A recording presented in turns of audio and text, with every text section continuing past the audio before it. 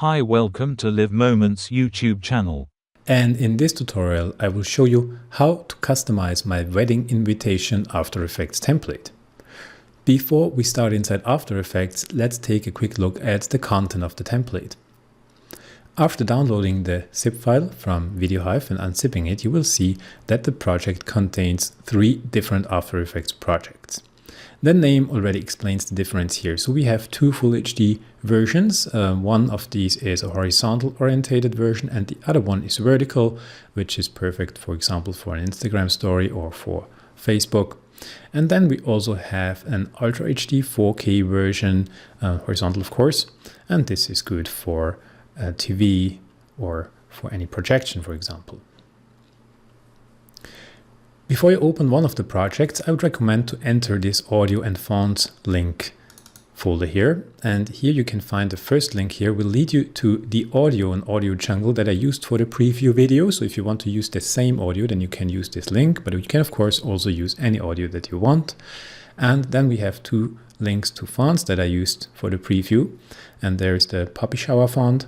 You can download this for free on dafont.com, and then there is the Kepler font, which is this more like the classic font, and you can use this if you have an Adobe subscription. If you don't have an Adobe subscription and you cannot download it, then just search for a similar font on Dafont. You will find plenty that have similar style than Kepler that you can use for your projects.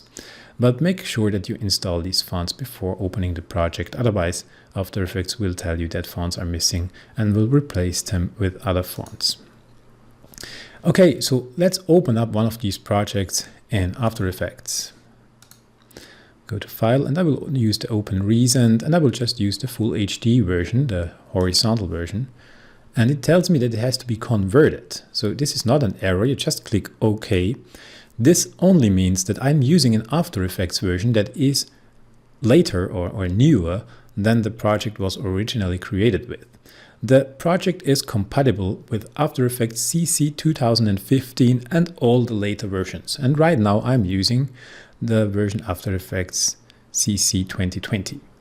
So let's get started with the customization. The first step that you can do, you can open up the render composition, which should be already open in your timeline. And here you can see that we have 6 scenes here. And you can now go through these scenes and customize them.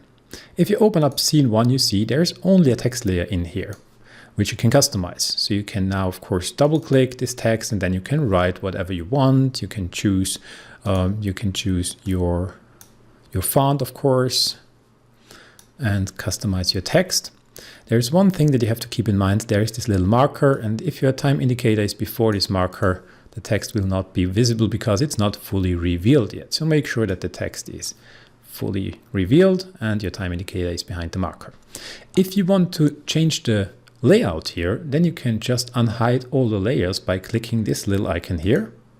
And then you can see everything that's in here. You can see the camera, you can see all these composition elements here, the design elements, and then you can also change the layout if you want.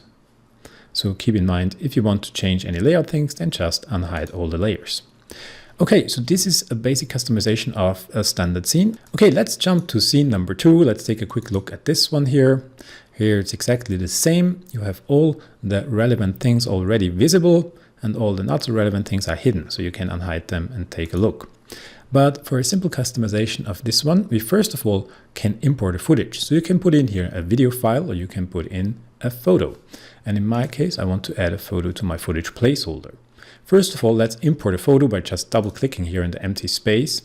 And I will use this photo here. That's from unsplash.com, a stock photo. And now we open up the footage 1 composition. It's right here in the timeline. If it's not open in the timeline, you can find it here in footage placeholders and just double click to open it up. Now we just drag our photo on top of our placeholders here. You can just delete them or turn them off or whatever. Then let's just scale this down a bit and move it more to the middle here. Good. Now let's go back to our render com and check it. And you see now the photo is here. Great. Let's jump back to scene 2 and continue the customization. Now you see on the other side here on the right, we have these letters. And the cool thing about this template is that there are actually 26 letters, so the whole alphabet is included with animated letters. If you take a look here, let's open this up for a moment. And you see everything is animated beautifully in a very nice resolution. So you have 26 of these letter animations included here. You can find them all here in the alphabet. And then you have this end sign as well. So you can exchange these, use them in your scene to create your projects. And that's pretty cool. So in scene number 2, for example, you can now use your initials. So if your names are not Amy and Bill, probability is not that high that they are, so you can of course exchange that. And I will show you how to do that. So to exchange the letters, you select the letter that you want to exchange. In this case it's the A, and let's say we want to replace this with a K. Let's bring this down, hold down Alt, and then just release the mouse exactly over this layer, just like that. And then you see we replaced it. And you also see it's a bit too big. So let's go here into the scaling and let's scale this down 40%, and now it fits. We can do the same with the B. Let's just exchange that with an R. And now again, we have to change the scaling here to 40%. Okay, that looks really nice. And now you can of course update this title down here, double click and enter whatever text you want. So this is scene number 2, where you can introduce the bride and the groom. So let's move on to scene number 3. And scene number 3 is also very simple. Let's enter it by double clicking. And you see here I have 2 text layers. The first text layer creates the first title together with this animated letter here. And the second layer is just this date in this case. But you can of course put in whatever you want, and therefore you just exchange the letter. In this case I also have to scale it down 50%, so to 20%.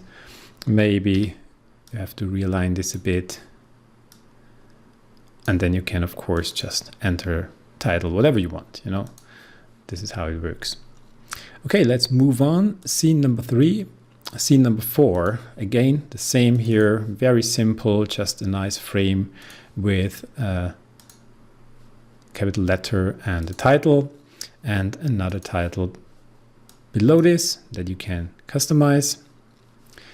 Now scene number 5 is a bit specific, so if we enter this, you see we have a timeline here, and again on the top we have a title that's again made out of 1 letter and a text layer, and then you have this wedding timeline. You can enter this, and now you can update your text here. So you see that we have 6 spots, and just make sure that your time indicator is behind this marker, that everything is fully revealed. And then you can come in here and you can start changing the information here. So you have times here that you can put in, and you have different titles for the different parts of your celebration. And after updating these, you can go back to the scene and move on with the next. And the last one is also pretty simple. Scene number 6, you see we have a simple title here, just 2 titles that you can customize. You can of course put in here anything that you want. It doesn't have to be a web address, just whatever you want to say to your folks. And if you want to add an audio to your slideshow, then you can of course use the audio composition, and you can import your file directly here. And therefore you go to import file, then you choose your audio file, click OK and drag it into the audio. You can also put it directly into the render composition on the bottom. It doesn't make much difference. One more little hint: if you don't like the style that I made here, you can of course go into the background and change the background. Maybe you want to make it, let's say, a little bit yellowish, just tiny bit warmer. You can do that here, and then the look will change and it will look a little bit different. Okay, so this is it with this customization. If you have any questions, then please feel free to contact me through my website, which is www.graphicinmotion.com. There you can find my email address and also a contact form, or you can also contact me directly through my VideoHive profile. I thank you very much for using my product, and I really hope to see you soon. Goodbye.